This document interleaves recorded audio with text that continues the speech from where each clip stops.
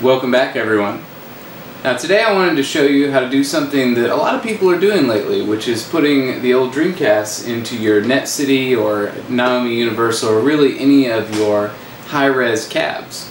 It's a pretty easy thing to do, and with all the great arcade-style games, shoot-em-ups, etc. on the Dreamcast, it's something you definitely want to check out. Now I will say that there are quite a few videos on this on YouTube, so mine is certainly not the only one to check out, but I'm just going to show you the way that I did it. So let's take a closer look.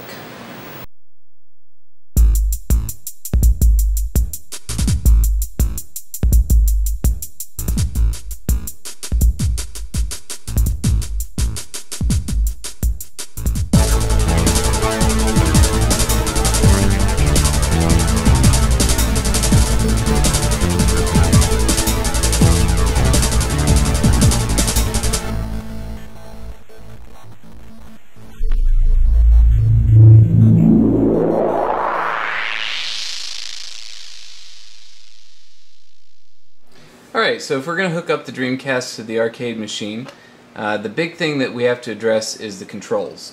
So here's everything that you should need to do a pad hack, which is the way I usually do this.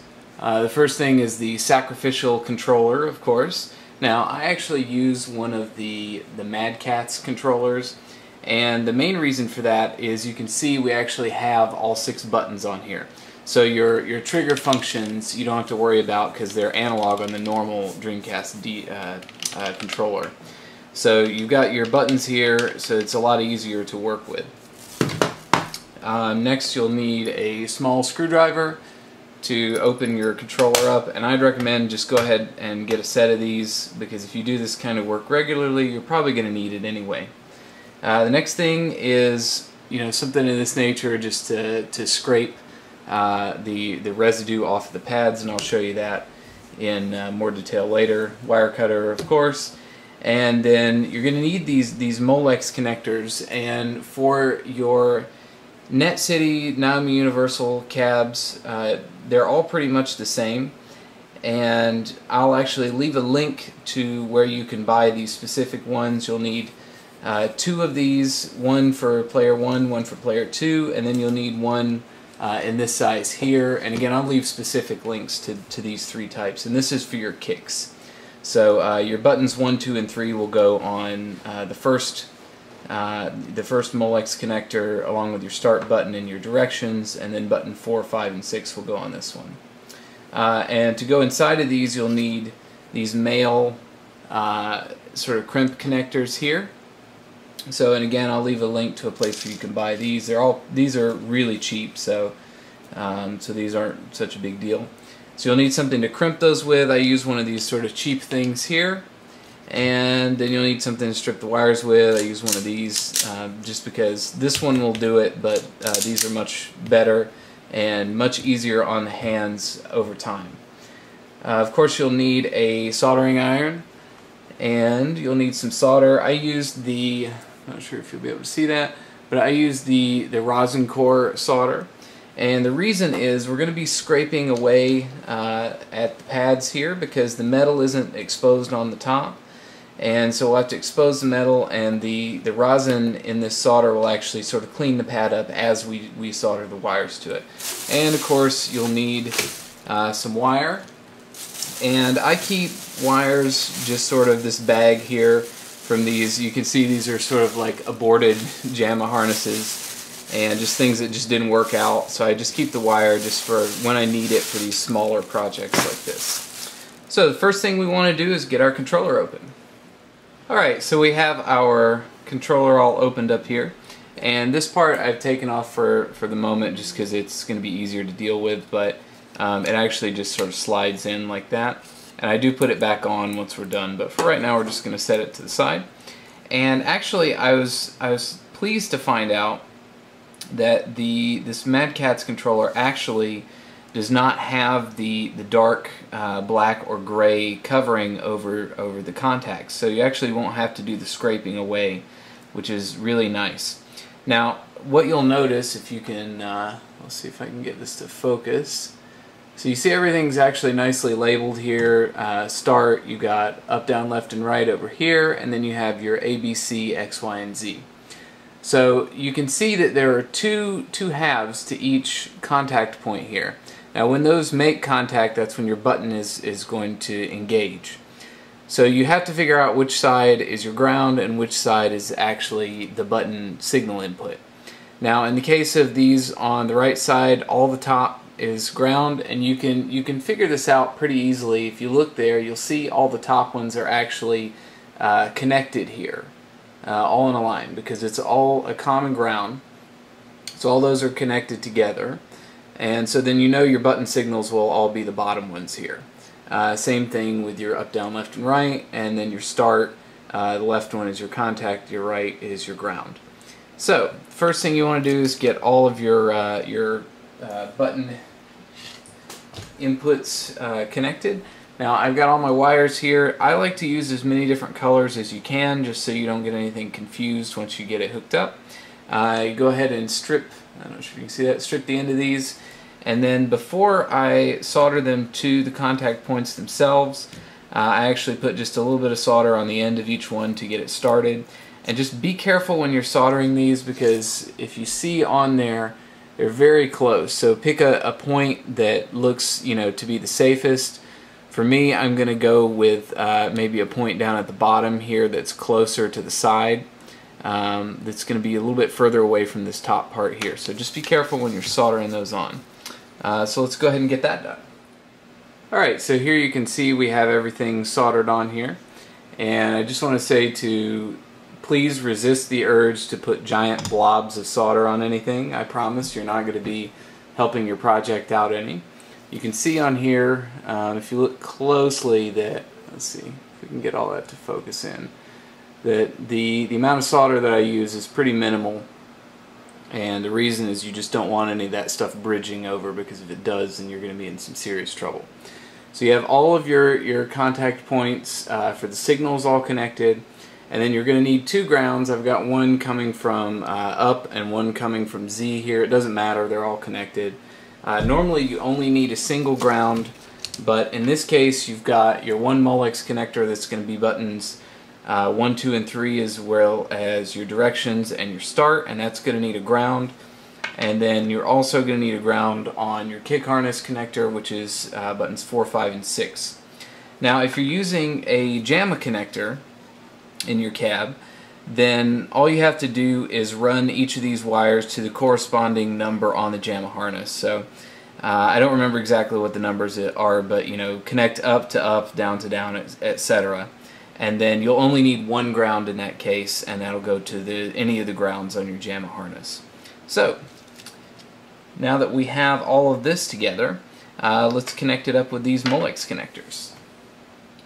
Okay, so I just wanted to show you how these connectors work. So the first one we're going to do is start here, and if you look on the main player 1 connector here, the start button is going to be your top left from this side here.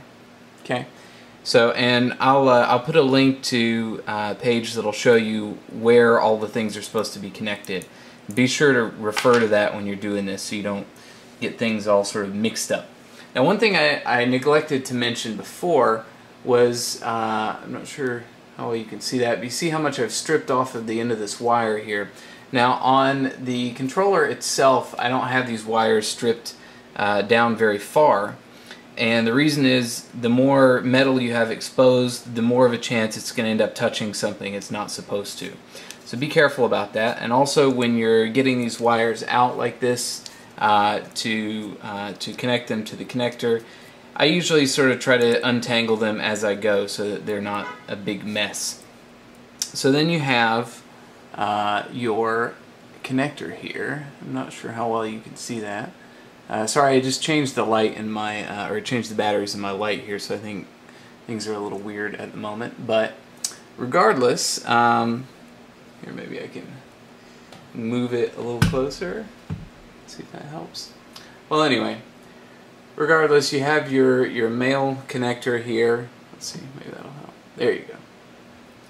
Your male connector. I'm not sure how well you can see it, but they're little tabs over here, and you're going to lay the wire in here, and I usually get just a little bit of the sheathing into these tabs at the end, and then you're going to take your crimpers and you're going to crimp it once from, there we go, once from the top like this, and this should cause the two sides to sort of fold down a little bit, and then once from the sides, and that should do it. Now, just to be on the safe side, there's another little tab down from that, and I usually use a pair of pliers to try to get that second tab nice and secure around the wire itself. So it's nice and secure around our wire. Again, the bottom tabs are around the sheathing a little bit, so it's not going to come off of there. And then we take our Molex connector here, and be sure that when you have it sort of in this position here, that you take this and you put it sort of face up where the tabs were facing, and then you just sort of push it in there, and it should click into place like that, and then you're good to go. That one is ready, so then we just have to connect the rest of them. Alright, so now we have everything hooked up to our Molex connector here. We don't have the kick connector working just yet, but just want to go ahead and test this part and make sure that it works. So you can see we have it hooked up to our Dreamcast. Now, as far as the picture and sound, this is actually the easiest part for one of these, either a Net City or a Naomi Universal or a new Net City or whatever. But if you have anything that does high-res CRT, then you can use one of these VGA boxes like this one here, and you just hook it up to your Dreamcast, and then you hook up the VGA and the audio straight to the cab, because as you probably know, it is VGA. Now, if you are trying to hook this up to a JAMA cab, you can look online. There are actually two. I'm not sure if I can show you this. There are two of these little cables in here that I cut one time when I had it connected to my JAMA cab. I can't remember which ones they were, but it was hard for me to tell. There's actually only one you need to cut, and that'll have it output in low res all the time. But the other one wasn't going to affect anything, so I just cut both of them. But regardless, if you look around online, you can find out which wire to cut.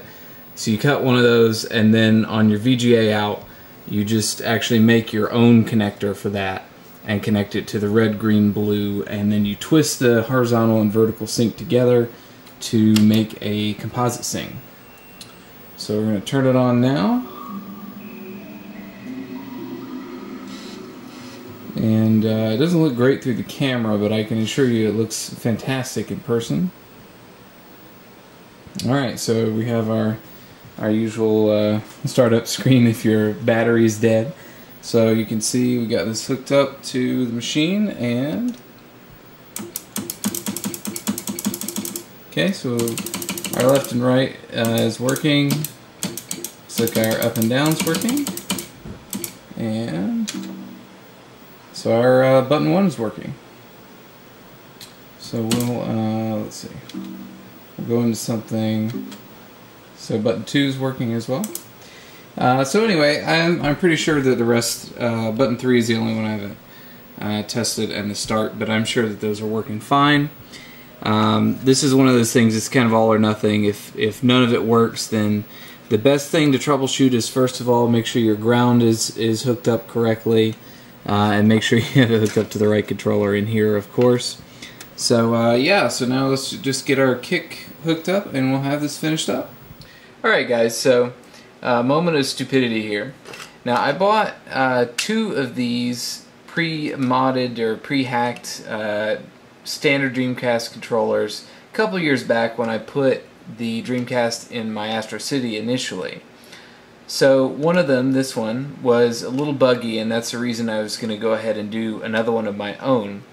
And I forgot that I'd already wired up the Molex connector and all that kind of stuff, and I was just going to move this guy over from one to the other. So I'm an idiot, but at least you know, I got a chance to show you how everything works. So what I have here is sort of the finished product, You've got everything soldered in place. I also put hot glue over all of the contact points, and the reason for this is because you know, your solder points can come loose if you're not careful. So this way they just all stay in place, you don't have to worry about it. And like I said, I put this back on, I did hot glue it in place, and then hot glued this guy on top of it. So everything's ready, and all I have to do is go put this in the cab and put the corresponding wires in the other side, and we should be ready to do a little gaming. Alright guys, so we've got everything installed now. So you can see here in the machine we have our player 1, or player 1, player 2 is the orangey one. And I'd recommend labeling these, especially if you have multiple things going into your machine. And then we have our kicks here. So, and you can just ignore this other thing, but you can't guess what one of the future videos is going to be. Anyway, so I wanted to show you the video as well, since we're kind of into the cab here. So this is actually what your video coming out from a JVS cab is going to look like. Now I recommend, and you can see here, if I can get this apart, you can see this is a male.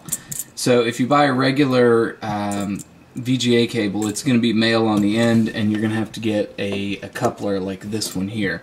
Now in this case, I didn't have an extra one, so I just bought a male to female, and that works better. Just, you know, just kind of plug and play there with no extra fuss of, sorry about that guys, no extra fuss of having to deal with the coupler or anything like that. So, and then you will have to have couplers for your audio, because you'll have your left and right audio here, and you can see we just use a little coupler right there so you can plug those in. So I'll deal with that later. So I've opted to put my controllers down here in the back side of the cab. There's not really much else that you would put back in here, so there should be enough room. And you can see I've got both of them hooked up and ready to go. And then I actually just run the, I know it looks like a mess back here. I run the wires out of the cab and then up to the console there. So that should be an easy way of doing it. Now a lot of people don't realize when they first get a cab like this that you could see there that this bottom section is not actually connected to the top, and where the control panel is not connected directly to anything except via these side panels here. So you can see on the other side, you know, you normally have it covered by this guy. But if you take the screws out of the back and the top, you can slide these guys off of there, and this is where you put all of your cables through. Now I'd recommend putting it on the right side, because usually the left is already filled with lots of stuff. So you know, you just run your cables down through here, and then there's another place where you can get them into this back section here.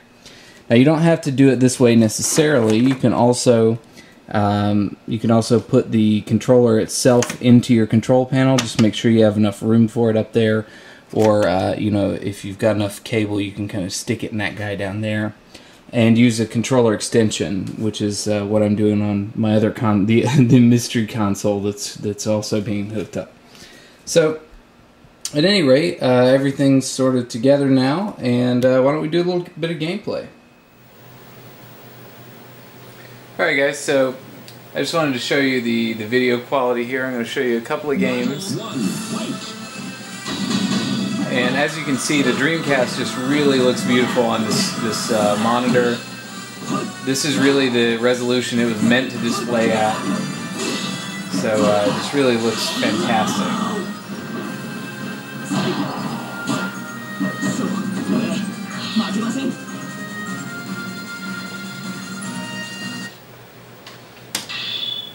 So now I'm going to show you through the versus battle.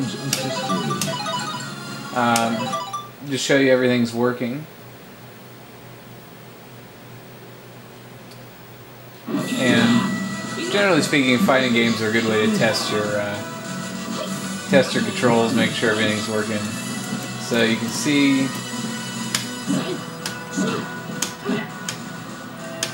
That's our guard, another guard. Okay.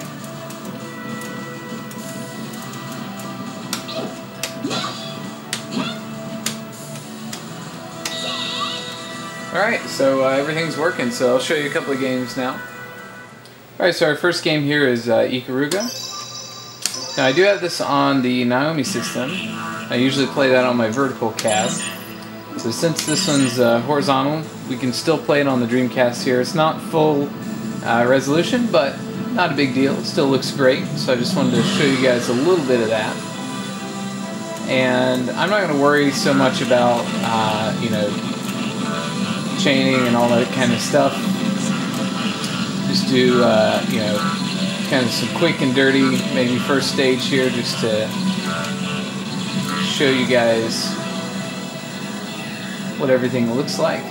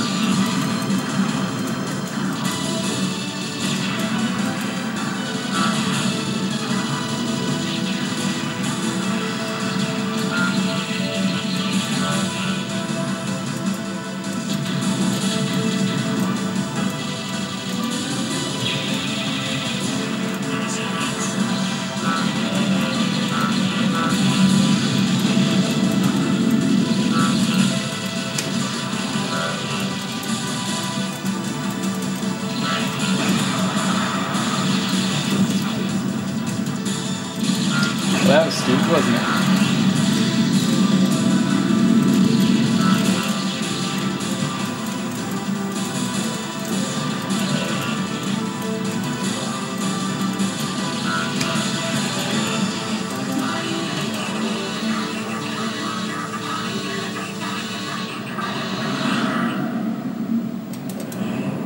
Alright, you can tell I haven't played this in a while, but regardless, still a great game and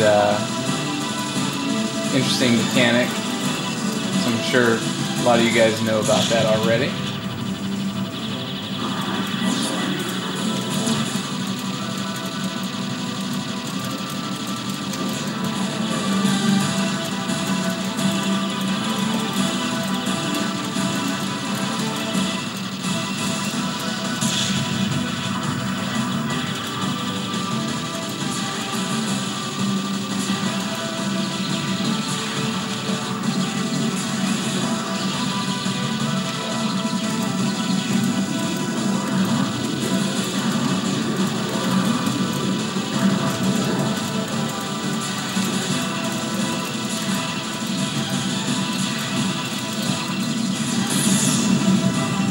Alright, so there's the first boss into the first stage. Again, really great looking game, even not in the full resolution here. Alright, so our next game here is Guilty Gear X. I'll let the intro run here for just a minute so you guys can see that. Nice and colorful.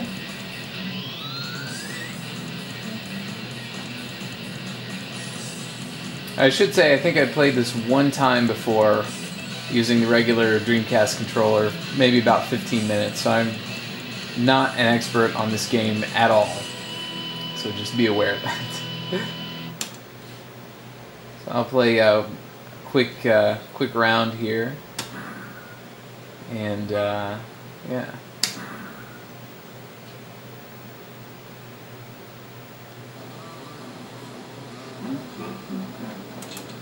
Let's see. Oh yeah, we'll go with the long hair. I'm sure that'll work out.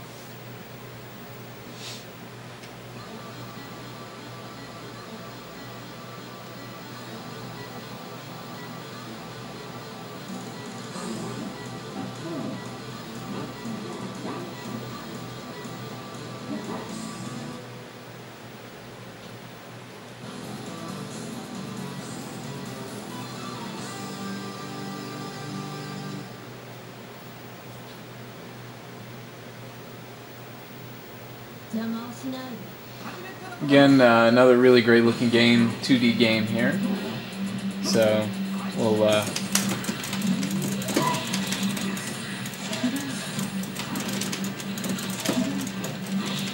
as you can see, I have no idea what I'm doing, but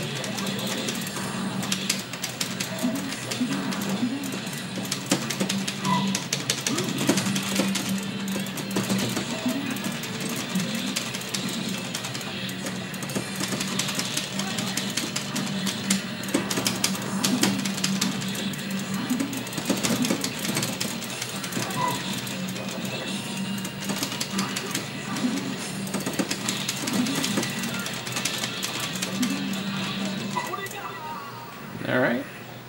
So that turned out, I guess, alright.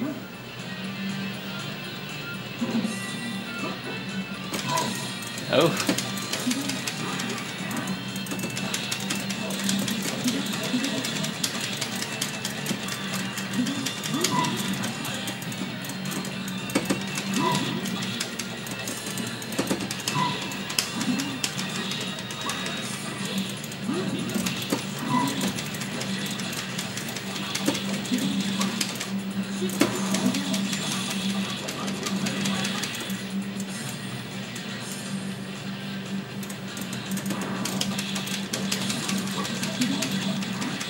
Hoping to get this guy out of the corner, but he just doesn't want to.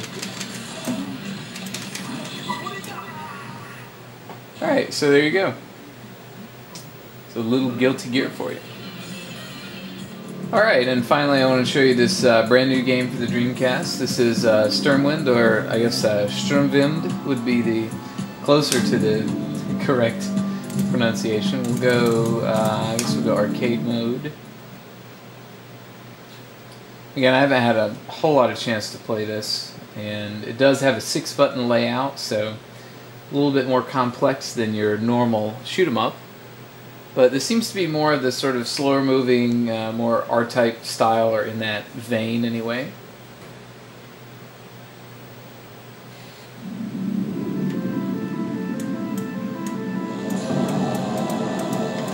So you can change, there's 3 different weapons and you can power all of those up.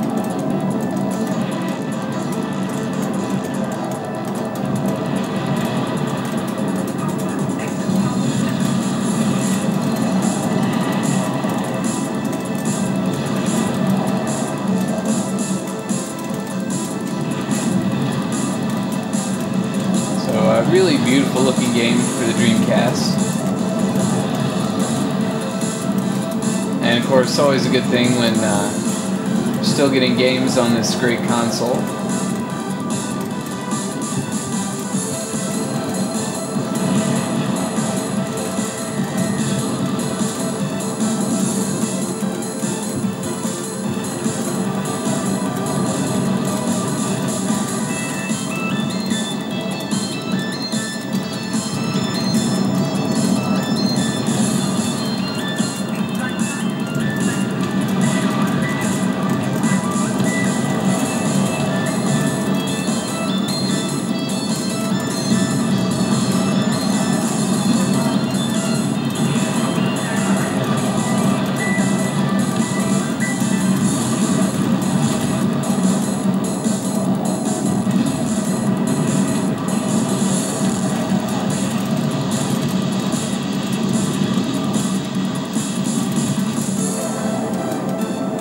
You can change the direction of your shots. You see I'm doing right now. Can be pretty helpful.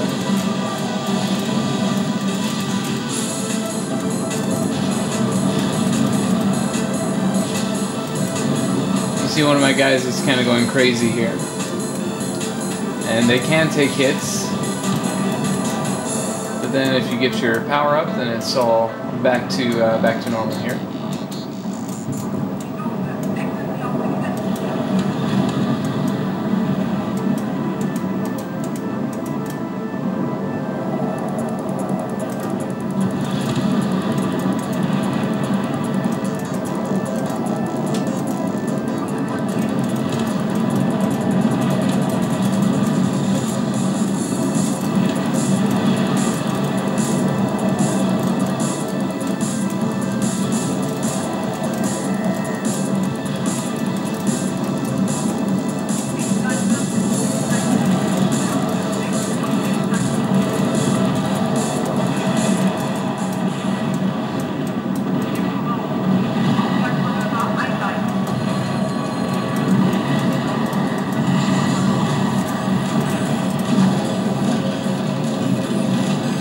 so we have our first boss here. And the main thing you want to do here is just destroy these arms first.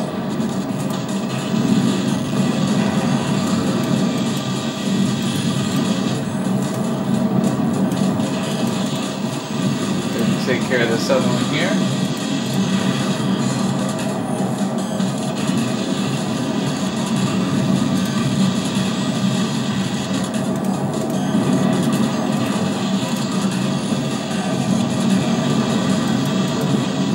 And there's also a charge shot.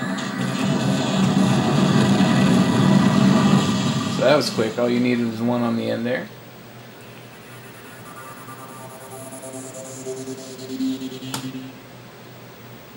And we'll go maybe another stage here just to show you a little bit more of the game.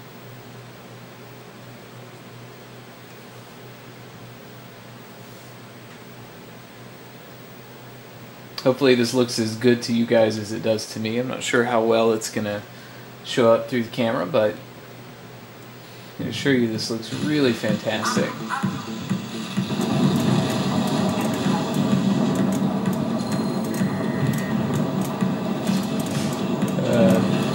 Love the sound when you collect the wrong power-up.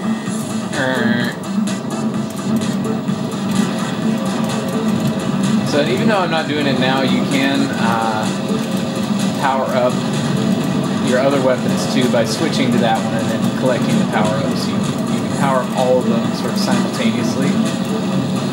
So I'm not really very good at doing that, so I just sort of go with one. And if you take a hit, then you end up losing that particular weapon until you catch another power-up. So a lot of stage obstacles here.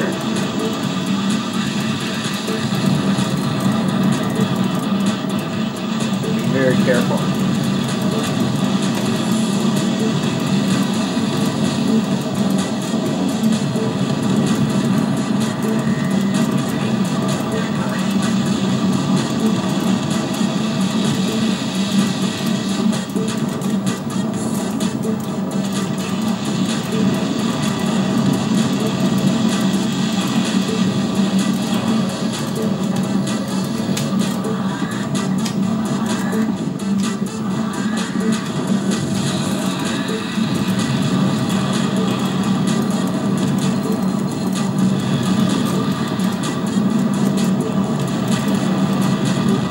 So I should say your laser shot, your charge-up shot actually does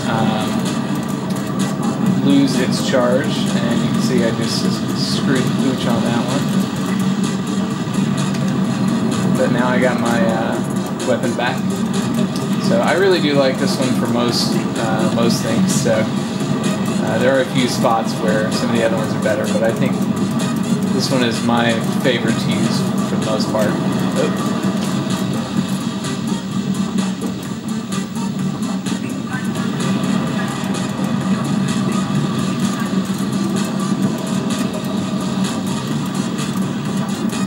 Taking hits all over the place here.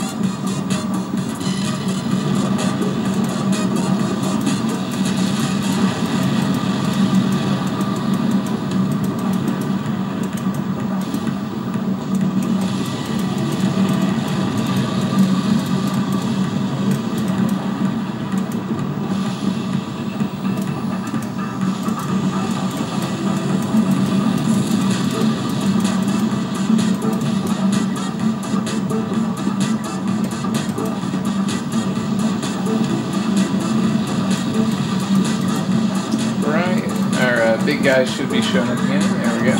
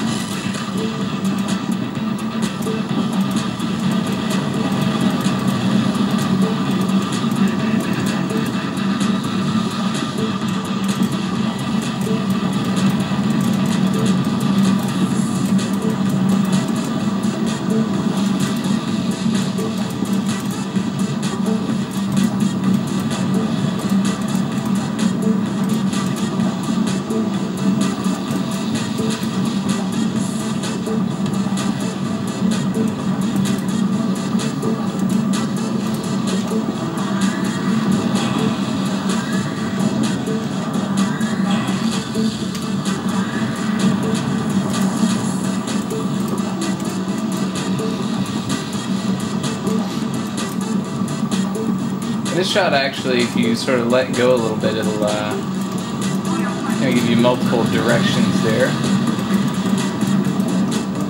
So we'll stick with that one for right now. Fortunately, it's not terribly powerful, but you can, again, you can power it up just like the other shots.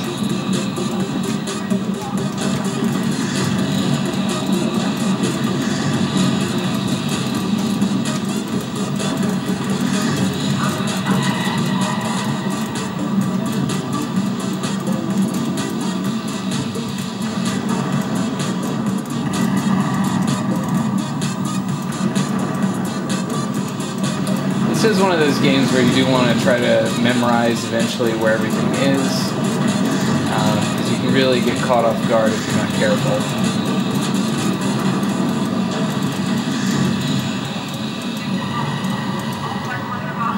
So this is actually a good weapon to have for this boss, because you can kind of keep it going in the center here.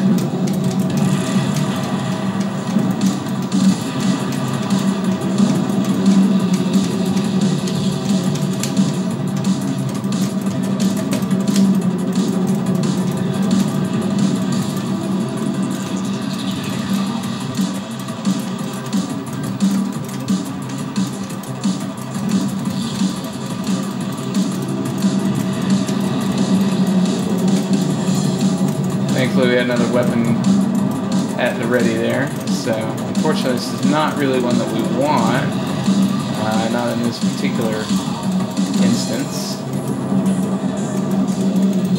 So we'll just just keep going until we die, hopefully. Well, I guess we will keep going until we die, but alright, so there you have that.